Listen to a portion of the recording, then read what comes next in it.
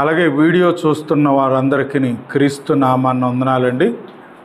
సామెతలు గ్రంథము 15వ అధ్యాయము 8వ వచనము. లేని వారు అర్పించు బలులు దేవుడికి హేయములు, యథార్థంగా బ్రతికి ప్రార్థించే వారి ప్రార్థన దేవుడికి ఆనందకరము. ప్రార్థించేవారు ఎవరెవరైతే ఉన్నారో వారితో బైబిల్ ఏం చెబుతుందంటే, ప్రార్థన చేయండి, యథార్థంగా ఉండి ప్రార్థన చేయండి, ఆ ప్రార్థన దేవుడికి ఆనందకరంగా ఉంటుంది. ఏ ప్రార్థనలో దేవుడు ఆనందిస్తాడు? యథార్థంగా బ్రతికి ప్రార్థించేవారు ప్రార్థనలో దేవుడికి ప్రార్థించేవారిలో చాలామంది ఉన్నారు. దేవుడికి ప్రార్థించేవారు ఎవరెవరు ఉన్నారు? దావీదు లాంటి వారు, సమూయేలు లాంటి వారు. దేవుడికి ప్రార్థించేవారిలో గొప్పవారు ఉన్నారు, చిన్నవారు కూడా ఉన్నారు. దేవుడు ఏ ప్రార్థనను అంగీకరిస్తాడు? సామెతల గ్రంథము 15వ అధ్యాయము 29వ వచనము. భక్తి లేని వారికి దేవుడు దూరంగా ఉంటాడు, నీతి కలిగి బ్రతికి ప్రార్థించే వారి ప్రార్థన దేవుడు అంగీకరించును. నీతిమంతుల ప్రార్థనను దేవుడు అంగీకరిస్తాడు. ప్రార్థించేవారుగా మనం ఉండాలి, ప్రార్థన చెయ్యాలి. ప్రార్థనలోని ఉపవాస ప్రార్థనని, కన్నీటి ప్రార్థనని. అయితే ప్రార్థిస్తున్న మనము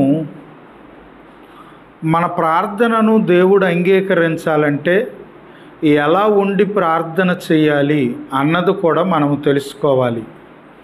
ఏ ప్రార్థన బట్టి దేవుడు ఆనందిస్తాడు? నీతిమంతుల ప్రార్థన దేవుడు అంగీకరిస్తున్నట్టుగాను, యథార్థంగా ఉండి ప్రార్థన చేస్తే ఆ ప్రార్థన, అలా ఎవరైతే ఉండి ప్రార్థన చేస్తారో ఆ ప్రార్థన దేవునికి ఆనందాన్ని తీసుకొచ్చే విధంగాను కనబడుతున్నట్టుగా మనం బైబిల్లో చూడగలం. లూకాసు వార్త 18వ అధ్యాయము 1వ వచనము ఒక్కసారి చదువుకుందాం. ఎవరెవరైతే ప్రార్థన చేస్తున్నారో వారు విసుకక నిత్యము ప్రార్థన చేయుచుండవలెను. ప్రార్థన చెయ్యండి, నిత్యము ప్రార్థన చేయండి, విసుకక ప్రార్థన చేయండి అని బైబిల్ గ్రంథంలో రాయబడింది. విసుకక ప్రార్థన చేయండి. ఈ విసుకక అనే పదం ఎందుకు వాడి ఉంటారు? ఒక్కోసారి మనం ప్రార్థన చేసేటప్పుడు మన ప్రార్థనకి వెనువెంటనే జవాబు దొరకకపోవచ్చు. ప్రార్థిస్తున్నా కూడా సమాధానం రాకపోయేసరికి లేట్ అవుతుందనుకో, విసుకుపోకున్నా ఎవరైనా చెప్పిన మాట వినకపోతే విసుకుపోతాం, ఏదైనా జరగకపోతే విసుకుపోతాం.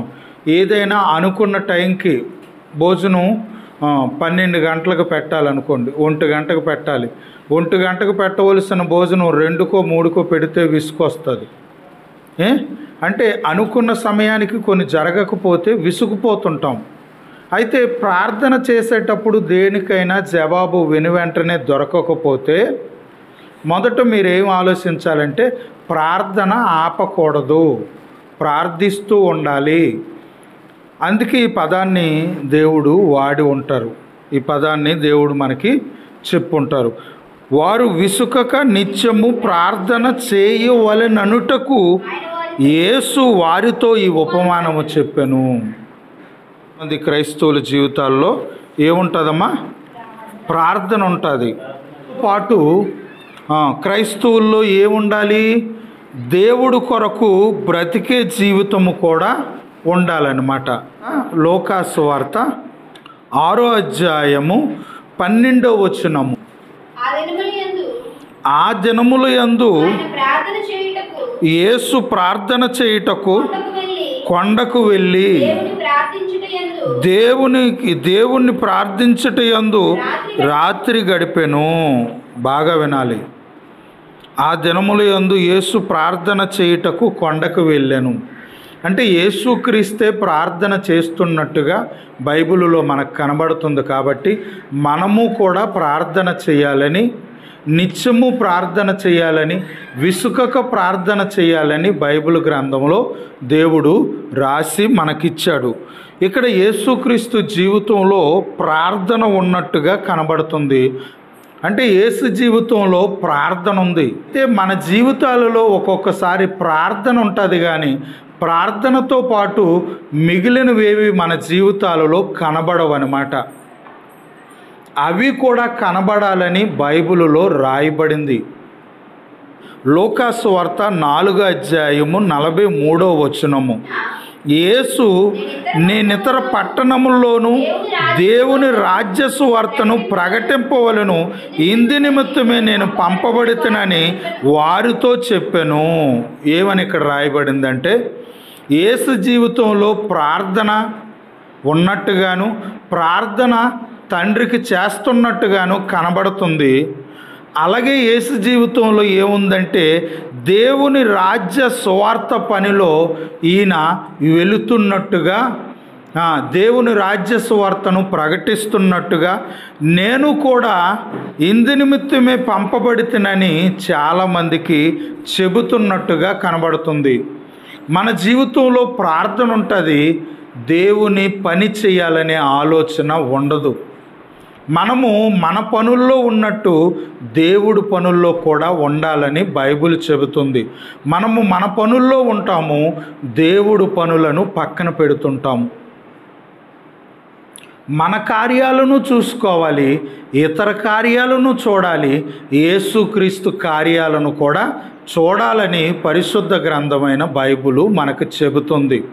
ఏంటి? దేహ సేవ చేయాలి, దేవుని సేవ కూడా మనము చేయాలని బైబిల్ చెబుతుంది. 1 దెస్సలోనిక 5:15 చివరి మాట చదువుకుందాం. ఎల్లప్పుడూ మేలైన దానిని అనుసరించి నడుచుకొనిడి, ఎల్లప్పుడూ సంతోషంగా ఉండండి, ఎడతెగక ప్రార్థన చెయ్యండి. ప్రార్థన చేయండి, నిత్యము ప్రార్థన చేయండి, విసుకక ప్రార్థన చేయండి, ఎడతెగక ప్రార్థన చేయండి. ఈ మాటలు మనకు బైబిల్ గ్రంథంలో కనబడుతూ ఉంటాయి.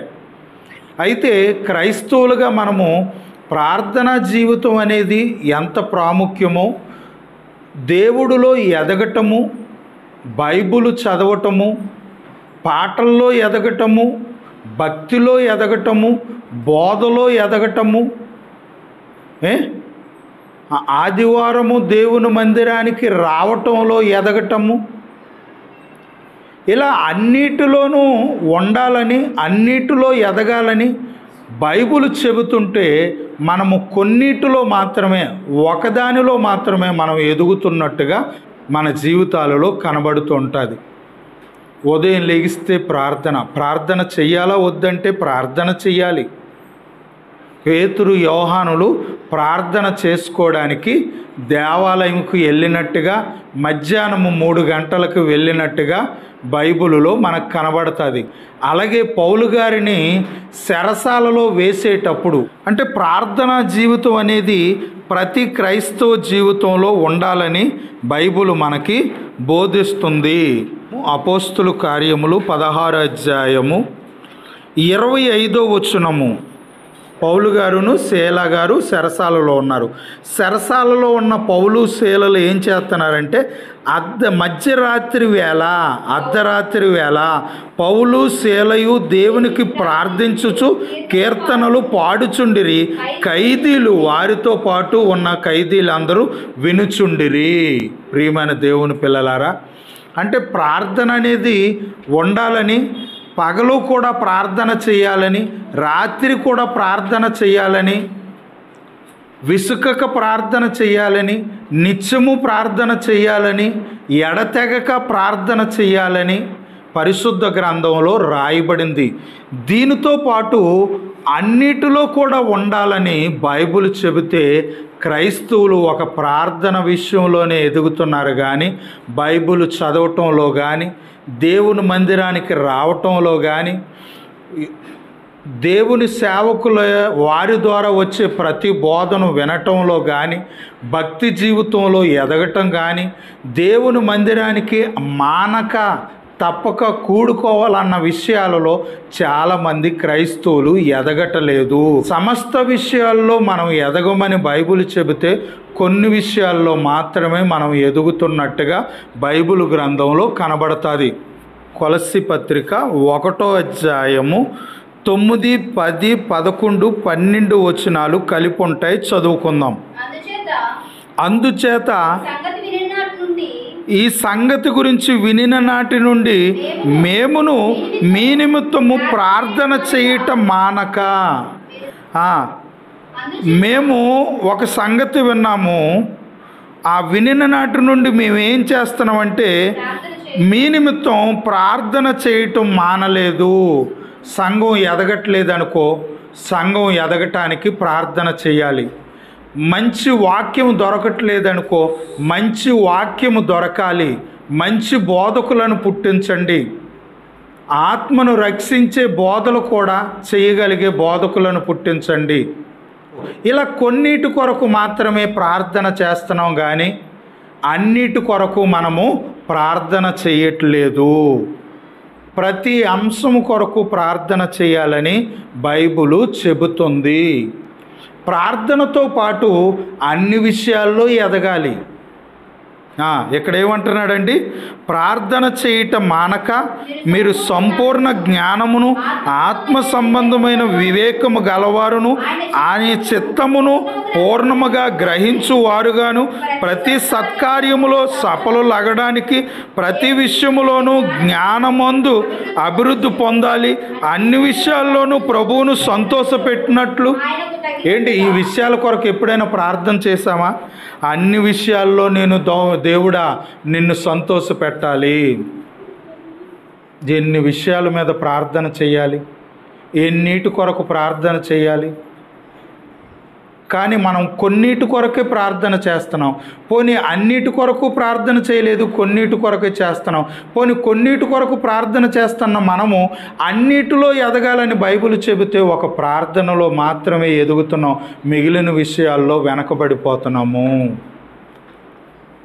ప్రియమైన దేవుని పిల్లలారా, ఆనందముతో కూడిన పూర్ణమైన ఓర్పును దీర్ఘశాంతమును కనపరుచున్నట్లు ఆయన మహిమాశక్తిని బట్టి సంపూర్ణమైన బలముతో బలపరచబడవలెనని తేజోవాసులైన పరిశుద్ధుల స్వాస్యములో పాలువారమగుటకు మనలను పాత్రులుగా చేసిన దేవునికి మీరు కృతజ్ఞతాస్తుతులు చెల్లింపవలెనని దేవుణ్ణి బతిమాలు కొనుచున్నాము.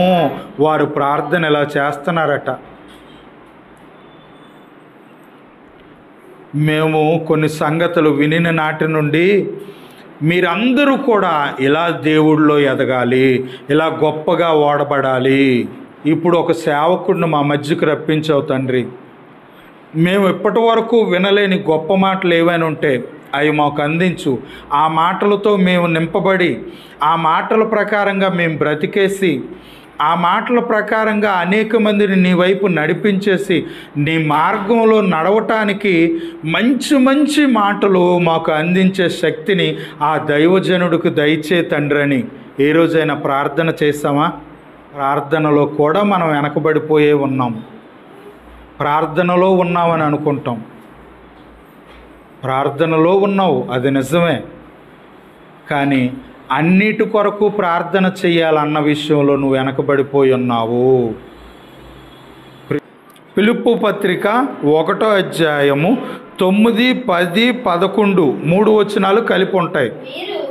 మీరు శ్రేష్టమైన కార్యములు వివేచింపగలవారగుటకు మీ ప్రేమ తెలివితోనూ సకల విధములైన అనుభవ జ్ఞానముతో కూడినదై అంతకంతకు అభివృద్ధి పొందవలెనని, ఇందువలన దేవునికి మహిమ స్తోత్రము కలుగునట్లు మీరు యేసుక్రీస్తు వలనైన నీతి ఫలములతో నిండుకొనిన వారై క్రీస్తు దినమునకు నిష్కపటులు నిర్దోషులు కావలెనని ప్రార్థన చేయుచున్నాము, ప్రార్థించుచున్నాము. యేసు ప్రభు వచ్చేసరికి మనము బ్రతుకుంటే నిష్కపటులుగా మేము బ్రతకాలి తండ్రి. మాకు నిష్కపటమైన జీవితం, పావురం వలె నిష్కపటులుగా, ఆత్మలోని కపటం లేనివారుగా. మనుషులు ఒకరి పట్ల ఒకరు కపటము కలిగి జీవిస్తారు. కపటాలు లేకన్నా బ్రతకాలి తండ్రి. నిష్కపటమైన జీవితాన్ని నాకు దయచే తండ్రి అని ఏ రోజైనా ప్రార్థించామా? ఈ ప్రార్థన చెయ్యాలని క్రైస్తవులమైన మనకు తెలుసా? క్రీస్తు దినమునకు నిష్కపటులు నిర్దోషులు కావలెనని ప్రార్థించుచున్నాము. శ్రేష్టమైన కార్యాలను నేను చెయ్యాలి తండ్రి, నీతిగా బ్రతకాలి తండ్రి. దేవునికి మహిమ స్తోత్రము కలుగునట్లుగా అంతకంతకు నేను అభివృద్ధి చెందాలి, నీతి ఫలములతో నేను నిండిపోవాలి. అలాంటి అవకాశాన్ని నాకు ఇవ్వండి. అలాంటి ఆమెగా, అలాంటి వాడుగా నేను బ్రతకాలి తండ్రి అని ఏ రోజైనా ప్రార్థన చేశామా? 2 కొరింథీ 13వ అధ్యాయము 7వ వచనము, మీరు ఏ దుష్కార్యమైనను చేయకుండవలెనని దేవునికి ప్రార్థించుచున్నాము. అబ్బో, నా భర్త తప్పిపోయినట్టు భర్త తప్పిపోయినట్టు భార్యకి కనబడితే, భర్త లేనప్పుడు నా భర్తను రక్షించి తండ్రి అని కాపాడాలి. భార్య తప్పిపోయినట్టు కనబడితే నా భార్యను రక్షించేటట్టు కాపాడు తండ్రి. ఎప్పుడైనా చేసామా? సంఘంలో ఎటువంటి దుష్కార్యాలు జరగకన్నా, మనుషుల మధ్య ఎటువంటి దుష్కార్యాలు జరగకన్నా చెయ్యి తండ్రి. ఒకనాడు దావీదు దుష్కార్యం చేశాడు. ఈరోజు చాలామంది మనుషులు అలాంటి దుష్కార్యాలే చేస్తున్నారు. అలాంటి దుష్కార్యాలు మనుషులు చేయకూడదు కాబట్టి వారు దుష్కార్యాలు చేయకన్నా వారిని నుంచోబెట్టు తండ్రి. వారు మంచి కార్యాలు చేయగలిగేటట్టు చేయండి తండ్రి అని. మీరు ఏ దుష్కార్యమైనను చేయకుండవలెనని దేవునికి ప్రార్థన చేయుచున్నాము. మేము యోగ్యులమైనట్టు కనబడవలెనని కాదు, కానీ మేము భ్రష్టులమైనట్టు కనబడినా మీరు మేలైనదే చేయవలెనని ప్రార్థన చేయుచున్నాము. ఒకవేళ నేను బాగులేను అనుకో, మా ఆవిడే బాగున్నదనుకో, మా ఆవిడ ఎలా నడుచుకోవాలి? నేను పాడైపోతుంటే మా ఆయన ఎంత బాగుగా లేడు కాబట్టి, మా ఆయన పాడైపోతున్నాడు కాబట్టి వెంటనే నా భార్య ఏం చేయాలి? పాడైపోకూడదు, బాగా ఉండాలి. భర్త పాడైపోతే భర్తతో పాటు భార్య పాడైపోకూడదు. ఒక విశ్వాసి పాడైపోతే మరొక విశ్వాసి పాడైపోకూడదు. ఒకరు భ్రష్టులుగా మారితే మనమేం చేయాలి? భ్రష్టత్వాన్ని తీసుకొని బ్రతకాలని ప్రార్థన చెయ్యాలి. కాదు, వాళ్ళలోని భ్రష్ట మనసును తీసివేసే నేను భ్రష్టుడును కాకన్నా నన్ను బాగు చేయి తండ్రి అని ప్రార్థన చేయాలి. మరి ఇలాంటి ప్రార్థనలు చేయగలుగుతున్నామా? ఇలా అనేక విషయాల కొరకు ప్రార్థన చేయగలుగుతున్నామా? పగలు ప్రార్థన చేయాలి, రాత్రి ప్రార్థన చేయాలి. ఏంటి? విసుకకు ప్రార్థన చేయాలి, మెలకువగా ఉండి ప్రార్థన చేయాలి, ఎడతెగక ప్రార్థన చేయాలి, ప్రతి దినము ప్రార్థన చేయాలి, దినమునకు 3 మార్లు ప్రార్థన చేయాలి. దానితో పాటు యేసుక్రీస్తు ప్రార్థనలోనూ ఉన్నారు, దేవుడు పనిలో ఉన్నారు. పౌలు గారు ప్రార్థనలో ఉన్నారు, దేవుని వాక్యం చెప్పి అందరూ దేవుడి వైపు నడిపిస్తూ ఉన్నారు. వారు దేవుని మందిరానికి వెళ్ళారు, వారు దేవుడు పనుల్లో ఉన్నారు, ప్రార్థనా జీవితం కలిగి వారు జీవించారు. మనము కూడా ఇలా అన్నిటిలోనూ ఎదగాలి. అన్నిటిలో ఎదగమని బైబిల్ చెబితే కొంతమంది క్రైస్తవులు, అందరు కాదు, కొన్నిట్లో మాత్రమే ఎదుగుతున్నారు, మిగిలిన వాటిలో ఎదగటలేదు.